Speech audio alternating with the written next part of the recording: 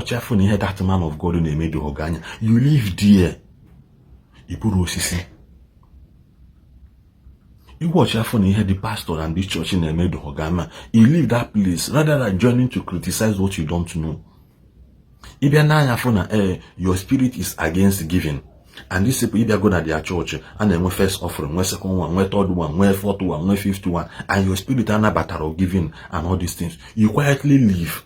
Not to come and join the people they criticize that thing in Onimia, because now even in that midst of 1, 2, 3, 4, 5 offering now, people are still getting blessed. Week in, week out. If people are testifying, or see because now I don't have and I give, and you are there wondering why this thing are not happening. Because deep down in you know that this path is not working for you. Okay, why not go to the path that is working for you? I can come on even German again because Massimo the Lonya Bonassim. The Bob is here for video and was saying good morning, good afternoon, good evening, depending on your time, jurisdiction. I Bob you know, I say Udo the Lonya Bona. Take one of the man. Udo, you know, man, last week in you're not putting on social media, Verydarkman. Oh, only at this surprise because now. You think I'm not seeing it? I'm seeing it. It's just that now my time to speak has not yet come. Secondly, I'm not busy. I'm very, very busy. Because no one look why we could get like this now. Only when I'm watching this is quite I don't know more prophets in the land. I'm not endorsing myself as a prophet to know. And they know more people willing to talk. Because na gini me knows the chago gini bacha. Ozochago we megin bacha. Isokum no to na tata wona gini una fu video Verydarkman, na fu picture Verydarkman, na fu Jerieze, na fu onyenka, na fu onyenka. My total okun is summarized on one thing. Sorry, two things kanjina njimakia wega no bosin ketata. Enwele ihe ndị bayi na-eme, especially ndị bayi na-akpọ onwe ha Christians. Na-akpọ onwe ha gini Christians. Enwe hypocritical attitude n'inu unu nwe. That is not getting, that is not good, and which I have been speaking against it right from day one. I am not here to support any church or to defend any denomination, but I am standing for one truth, which is the body of Christ. Which is the body of Christ. That is where I stand. Anybody who na pota na poli pastors, na poli men of God of any kind, na muna gina be yemwe problem.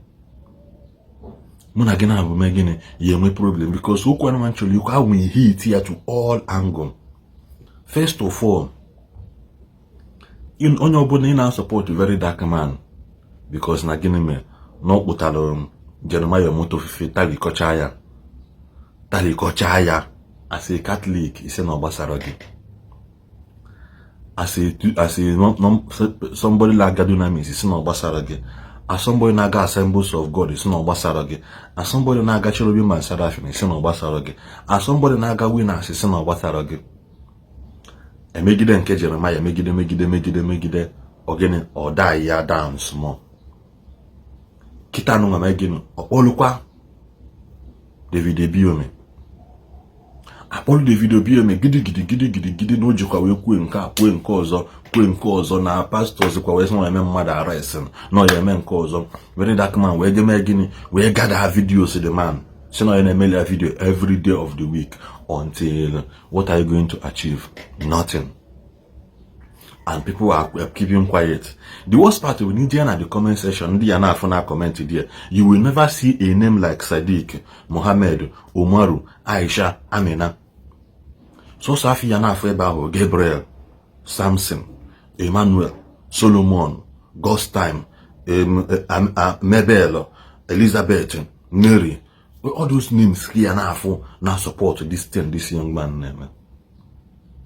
These are the names here for now na right over on.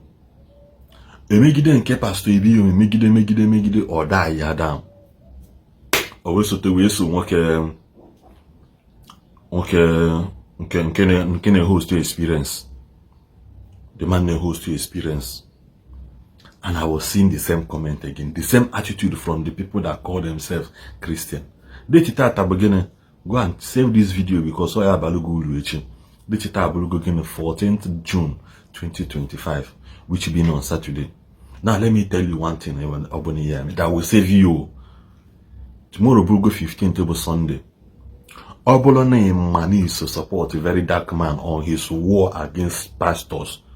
Despite the fact you are not a member of that church, you support Verydarkman on his war against men of God, ridiculing the image of people of Christians, because he can't say that to a Muslim man. I'm going to put to a challenge. So no put a imam say see where tithes and can something that he doesn't know about. I grew up in the north. Don't really handle Muslim that was zakah. They call it zakah. It's in form of tithes. They believe in doing that zakah. You know, going in a way, can we prepare their way to the Al Jannah, which is the heaven, Hana, where they call it Al Jannah. Yeah, beginning the way I see you making position wire, but because now those guys are not happen on social media, and I believe now, and I also put it to him to go and do his research. He will see a video where Muslims are talking about zakah, and he will not speak for that one. So all these things, he won't go and make research about it. Segene, Neko Side, a banketi, a ridiculous man of God. Most of the reason why most of you people, your prayers are not being answered is because you may believe it because you be Catholic. You hear me assembly or wasarogi. You may believe in Ibonya assembly. You hear me Catholic or wasarogi. You may believe in Ibonya winners. You hear me nagari or wasarogi. You may believe in Ibonya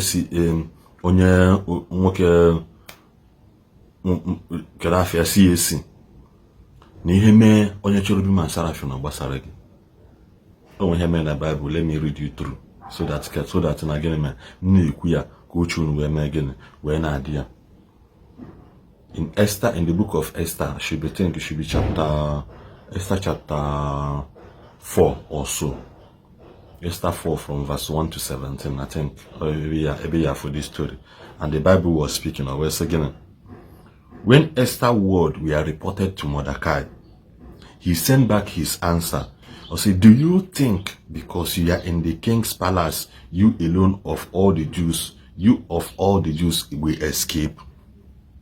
For if you remain silent at this time, relief and deliverance for the people of Israel of the Jews will arise from another place, but you and your father's family will perish. And who knows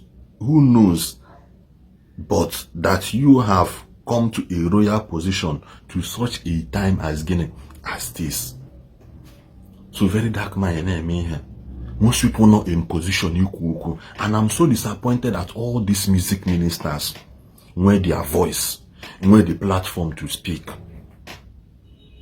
Most of all this church, they minister and touch the life of people. Somebody put that on a parliament of God. Most of you they go na their pulpit illegally. Maybe go minister shout to the people after saying okay, 1,000 for thanks for coming. Because I still don't believe that music ministers are being paid, especially gospel music. I am only hand up honorarium. Need this one for thanks for coming. Onobuna Megan is still one we have just one kitty because now you believe that is not your father in faith. Or that person is not your spiritual father.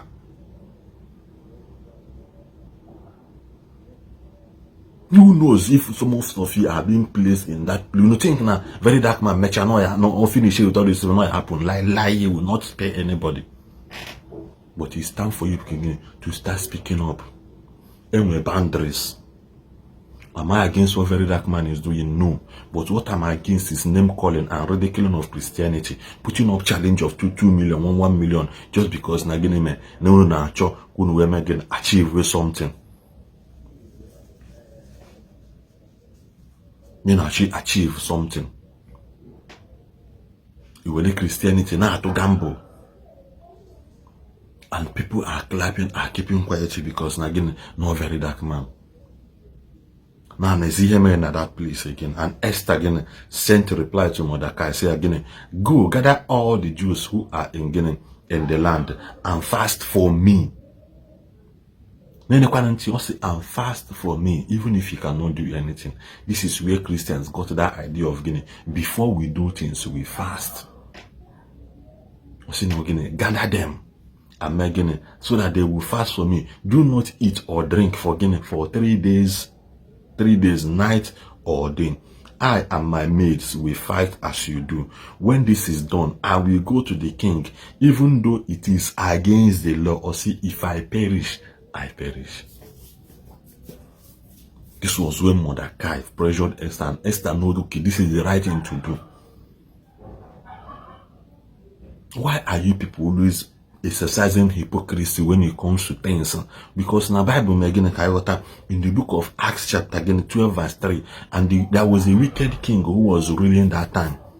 And the Bible made it clear that after everything the king made to the disciples of Jesus, and when he saw that what he did pleases the people, the Bible said he stretched up his hand and took Peter. So when you people are clapping for Verydarkman, onye nka attack money is attack he will not spare that your daddy GO. He will not spare that your reverend father. I forget, because again, if people are cheering him up now, look at where the problem lies now. Because those people that were clapping for him, born attack men of God, are now the people now going back and fighting because he has mentioned their top bodies. The video Wizkid and Burna Boy. This was only the 3 agendas an average youth in Nigeria today. He has triggered the tiger. Me to go ha. Ketana says, why we go the video or we go Nigeria. Where people are also seeing the same truth on Aini Kusena. Pastors we go Nigeria. Are they meant to do what government or the land are supposed to do for you? Don't you know that pastors are also part and parcel of the land? They are also governed by rules and regulation of the city Hanonia and the country as a whole Hanonia. Do you think they will go against the law? So many of God are trying in the way of charity and building up the land. How many have these people done? Kita Verydarkman apogo Wizkid Burna Boy people are now the one telling him Mana, where are your tongues when he was busy lamenting and criticizing men of God, as if the men of God are the problem of Nigeria? Before I close, one testimony Tunde did not post to a page here. One Kelebia Yabaro, you might go from 2020 to Marihana. She made that clear. Only one part of the after visiting many hospitals, even a medical doctor with a certificate, the idea said the girl, stop pretending that you were sick. That's not when the Meg. The girl mentioned even when she went to some pastors, I said there is no space for prayer line and getting one. And she also said about spending money to make sure that her sickness came out well. And she fell into the wrong pastors. Yes, we agree. Somebody we happens here, we say after all these men of God, that is how they do. Then I went to the comment section where say the person now you need this girl now. Where with that space or how will you now describe those doctors that she went to severally? She said severally. Those doctors were examining her and they were telling her that nothing is wrong with her. Even a doctor Mepelon, she said the doctor Mepelon said, why are you deceiving people saying that you are sick? Whereby now, after many scans, will you now call that doctor fake? And they were again silent. Malene here. Ichiketa Abulugo Sunday 15th of June. Epitazia Niru Church. Kwalokwa Ekwaka. As you raise up your hand in worship, you raise up your hand. But during the week, you are in comment section insulting another man of God. Because now, Onyaneku is not your main man of God. If you see all these people, again, no for a large can actually. And you wonder why God is keeping silent on your case. If your church does not change you, change your church. It's not by force to attend any denomination. You watch out for that man of God in a made Hoganya. You live there. You put osisi. You watch out for the pastor and this church in a made Hogama. You leave that place rather than joining to criticize what you don't know. If your spirit is against giving. And these people, if they go to their church and then first offering, second one, third one, fourth one, fifth one, and your spirit are not better of giving and all these things, you quietly leave. Not to come and join the people they criticize that in anemia, because now even in that midst of 1, 2, 3, 4, 5 offering now, people are still getting blessed. Week in, week out. If people are testifying, or see because now I don't have and I give. And you are there wondering why this now not happen. Because deep down in you know that this path is not working for you. Okay, why not go to the path that is working for you? And maybe you're like they are saying offering and Hannah he take offering, but you have to pray your way out. The man of God will not quite there. He'll pray for you people and also gain money. By the time you raise that part of money, because now two things are involved. I'm not disputing prayer, neither am I disputing giving. Man, if you check within yourself, man, this part another favor and you don't believe in it, quietly leave that place. Church or also your spiritual battle. Because again, also those that worship him in truth and in spirit. You may be worshiping in truth, man, your spirit and it will not work for you. God.